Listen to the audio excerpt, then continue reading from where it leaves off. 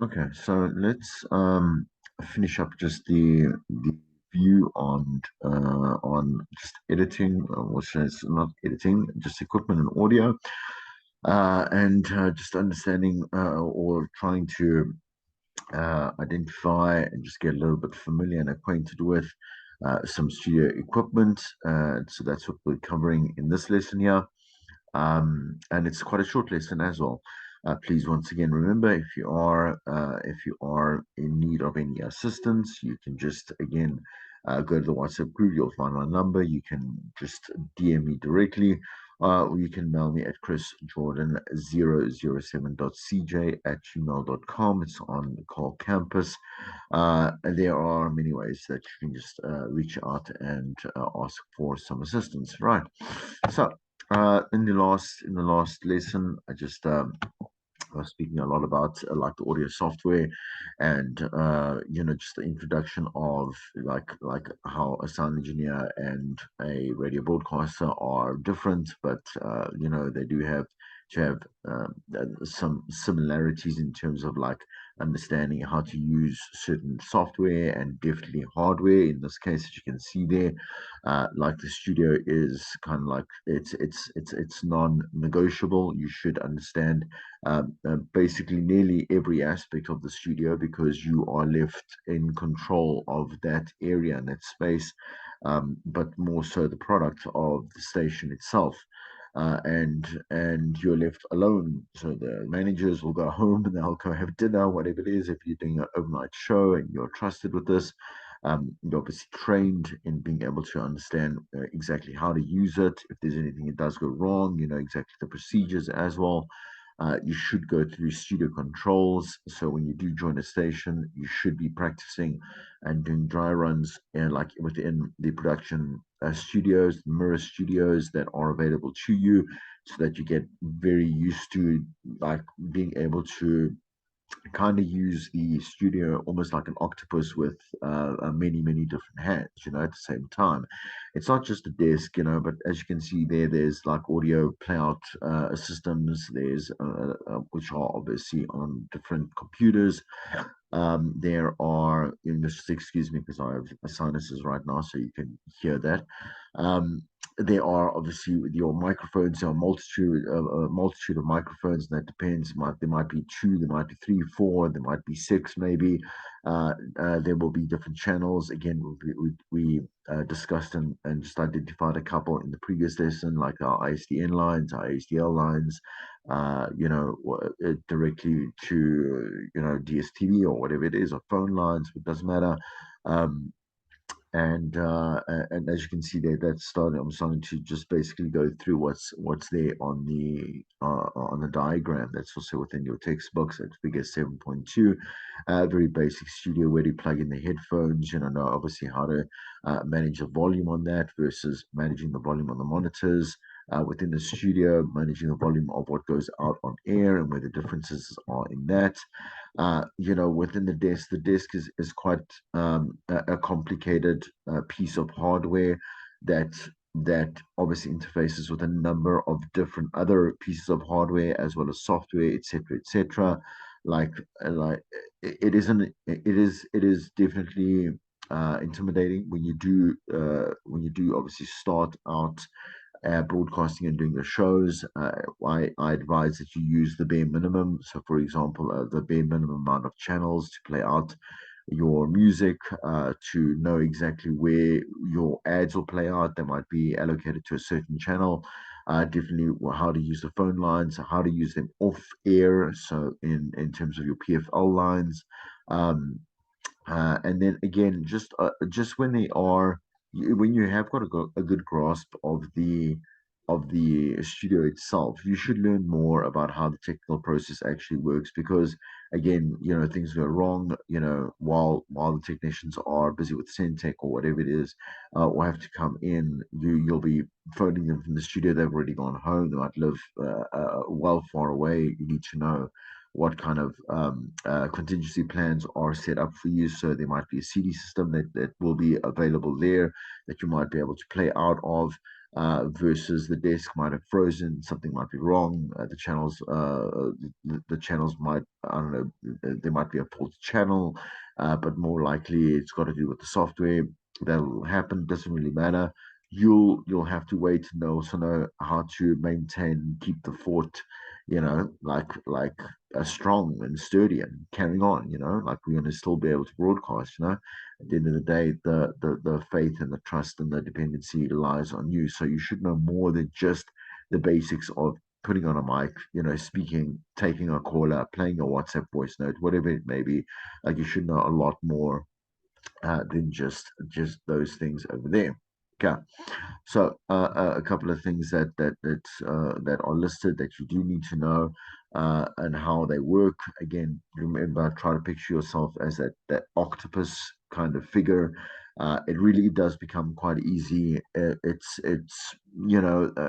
it'll become complicated the moment that you do something new. Like for example, you do an outside broadcast, or you're, let's say, controlling for an outside broadcast in the studio, and you would have to obviously go through a little bit of a dry run session with that, so that you'll be constantly on the line with technical and with obviously the people at the outside broadcast. Like you'll grow slowly, and the managers will trust you more and more, with just with more advanced situations, right? More complicated, complex situations that could occur depending on, again, on what your role is at the station, right? So again, okay, so music, so mixing consoles or the disc, very important. The discs come in various, I wouldn't say formats. I would say there's various types of discs. We still find a number of very quote unquote older desks that do exist within a lot of the community stations. So the commercial station desks are a lot more expensive, a lot more advanced. There's a lot of functionality in terms of, again, just being able to customize those desks, and again, because of what we have to have access to in terms of the hybrid technologies that I've explained or touched on in the previous lessons as well. There's got to be I say, structural support, with that's built into these desks that can allow for such things to happen. So any situation that we want to imagine, within a broadcast, and all the elements that make the broadcast what it needs to be in whatever situation, we want to be able to have like a desk that does allow us to do that, right? So, we obviously have microphones. The microphones will have they'll be of a certain standard, and there'll be pop filters and whatever it may be. Headphones as well. Headphone disruption, distribution amplifiers. Excuse me. Broadcasting computers. Containing scheduling and playback software, for example, like we said there, Genesis before, we also had RCS, etc.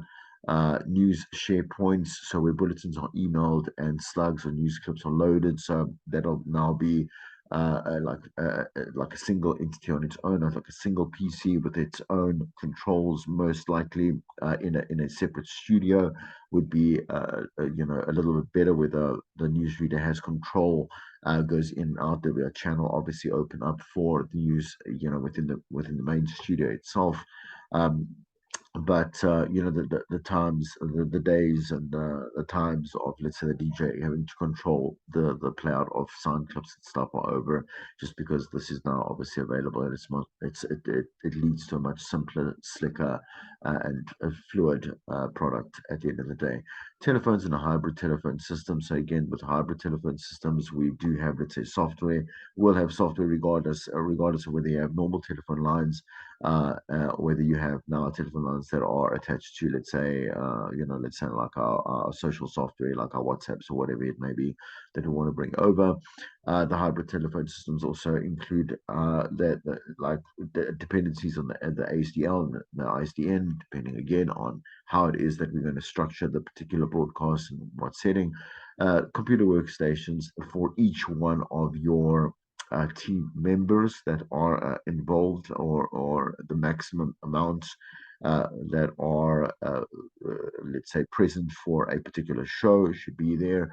Video display monitors, CD players and mixing discs, and CDJs as well. Okay. So other studio engineering, so our flash USB players, uh, where we can go and we can just, again, we can go edit the software. We don't edit clips, whatever it may be. We'll have media that we want to play out. Want to just plug it in. Normally, what we do is just keep it safe. We want to go through obviously the playback system, upload it there, go through all the sound engineering processes, professional processes of like quality control, and so on and so forth, to upload and play those particular clips or sound bites, whatever it may be. But we might also, just like I say, we might just arrive from an event. We might have a like a aerobic mic that we took with, that has a USB within there. We want to just kind of plug and play that in there, and we can do that. There's always the option, with the confidence that it is of a reasonable or acceptable quality, right?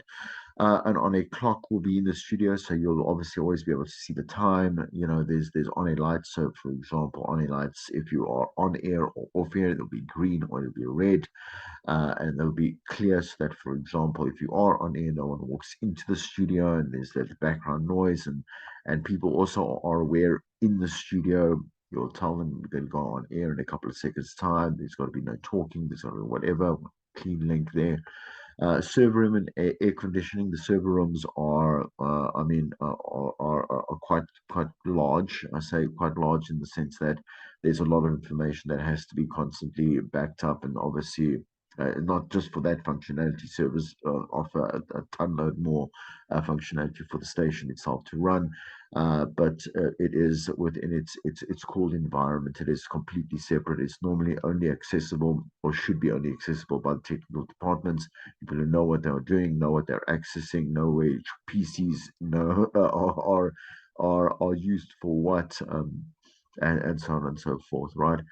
Source compressor, signal compressor, transmitter compressor, so everything that we need for the output, I would say. So I'm gonna umbrella that an output, that also interacts and intertwines with our Centec signals, etc., and transmission, patch panels for routing, connecting link sources, and a reliable a clock at the end of the day. So there you can see an example of quite an old desk, but it's still a great desk. I've worked on many desks like this, and you will see. I'm sorry, hopefully you can see just the little mouse there. So here's just where you can see your levels. Obviously, here are the channels, and you can see that just here in the middle here there'll be a zero mark. So normally, so that you don't distort and you don't go into the red lines. Yeah, each one of these channels, like I said, will be then technically allocated by one of the technical producers slash technicians, right, to whatever it is that you want to do in the studio, what you have access to, right? We have obviously like controllers over here for perhaps maybe here. This might be, well, this is master volume, but that's sitting here, and this might be, for example, let's say the sound of your earphones, or for the studio stereo speakers itself. Okay, so microphones again, like everyone and anyone can access and buy themselves a microphone, but in a studio, we don't want to take chances and go cheap, because of the fact that we want software, hardware, like a microphone, to be able to be unidirectional, right? So, in other words, or multi-directional, so that we can be able to move slightly. Not that you should actually be veering off. Your mic technique needs to be, like 4 fingers away from the mic. And directly into, obviously I'm going to say it's core, so that you can get a nice clear and obviously a leveled, without, let's say, having to shout or have to project in a very unnatural way to get your voice heard, quote unquote. You shouldn't be moving off the mic, one or the other. You should be actually carrying the mic with you, so moving the mic and the mic control, should I say. So obviously it's connected to a steel stand, and you'll see that when you get into the studio, just to have a quick browse or whatever it may be. Monodirectional mics are a problem because the moment that you do move off mic, it sounds like you're in another room. So even now, we as podcasters are alive and well, and we all do that, and we're quite happy with it. We've all gone through the cheap mic process where you go and you say, oh, okay, well, let me go buy one for, let's say, $300, $200, and see what I can do with it. It actually sounds worse. Even it looks very cool. You get all the equipment, you get a little stand, you get the little um, like almost like there's a version of a pop for it, a pop filter for it. It connects perfectly to a PC, etc. It looks all good. But the thing is, when you go and you actually record, it sounds terrible. It actually sounds quite terrible. And when I was doing some research, and especially also, I always ask people that know more than you do about something. So I'll go to, let's say, technicians and people that I trust with opinions like this. Like a good mic actually costs, I mean, for home usage, I'm saying for podcast usage, between 2 and 3 thousand rand actually, one that is dependable and that is can be used in many different situations, because again, you will have many different, I say, potential situations that you would want to record in, it's important that maybe that mic should also be available for you to be to be portable with it as well. You don't have to go and connect it to something for it to have a power source, and so on and so forth. There's many things to consider. Don't go waste your money on stuff like I said, the 200-300 rand ones. Your phone actually records a lot better than that, and I think that's kind of that should put like the period mark on there. Okay, CD players, USB players, and playout systems. So again, I explained why the CD players are actually important in case something goes wrong. We do have a mixed, like already a pre-produced CD or CDs that can play out. It's got all the jingles, got music, it's got, and they're updated, obviously, so that it can reflect the music rotation for that period of time as well. We also might want to use, yeah, there's many reasons why the CD is still, it's not outdated at all. What is that noise? Popping in, yeah. Anyway, okay. Um, anyway, so the USB players, I mean, that's also quite self-explanatory. Just think that the presenters do they take advantage of this, that they misuse USB players, especially by plugging in their whatever output they want to their phones and playing things directly, like really bad quality audio, bad sound bites, whatever it is, without actually going through the processing process, right? The entire production process before playing that out. Nowadays stations solely rely on playback or playout systems to transfer audio to the mixing desk, and so these pieces are still used as backup systems, as I've just explained. Anything can go wrong, and it does actually go wrong as well. So, once again, telephone balancing units and hybrid units, which convert telephone signals into separate feeds and then send them to the studio mixing desks. The monitoring headphones and then the loudspeakers are also like how we will be able to monitor. Let's say we go and take, let's say, a caller off air. We want to also be able to pre-fade and make sure that we have a setting that does allow us to listen to what is going out on air in the one earphone, for example, and hear let's say caller that we are pre-fading and we're chatting to them off air, in the other, to also just make sure that we are not just having this long conversation off air and suddenly we have dead air and it's just and we're not aware of it at all. So again, understanding the different handling of all the different aspects of the studio itself, very important to have a very slick and a very like I say, a fluid show, right? A production studio is generally the sound producers or the sound engineers' workspace, but it is all used as a backup studio because the thing is that we do maintenance. The studios do need maintenance. Like we can't, we have to look at the desks. The desks fall out. It's far too expensive to have them replaced. So we do maintenance on that, and we do switch studios. There are obviously situations that call for us to be like, okay, well, the studio just stopped working. It might be out of commission or whatever it is for 3 or 4 days, a week, or whatever it is. We might switch studios. We might use backup studios for like syndication, or it might be like for a sister station that jocks will be in the area for, and so they can't, let's say, broadcast regionally down, like let's say they're in Gauteng, but they broadcast actually only for the Eastern Cape or whatever it is. I'll come to one of our production studios, and it's set up exactly the same. I'm saying it has all the functionality of the broadcast studio, the main broadcast studio, uh, for situations like that. Okay, the following are some things designers of radio stations will consider. One, obviously, are the microphones that you will need, and make sure that sounds do not bleed, line of sight, with all other microphones must always be maintained. So, for example, what that actually means is like, where are we going to place them and how far apart are we going to place them? Again, not too close. We don't want that kind of like double echo, whatever it may be, or we don't want interference. All those aspects of having the clarity of what a multi-directional microphone will imply and will allow us to do. We'll design the studios, making sure that we don't actually go and pay all that money, design the studio, put that in place, put the hardware in, install the hardware, and then start having issues where we have to now logistically feel like we made a massive monetary and functionality mistake.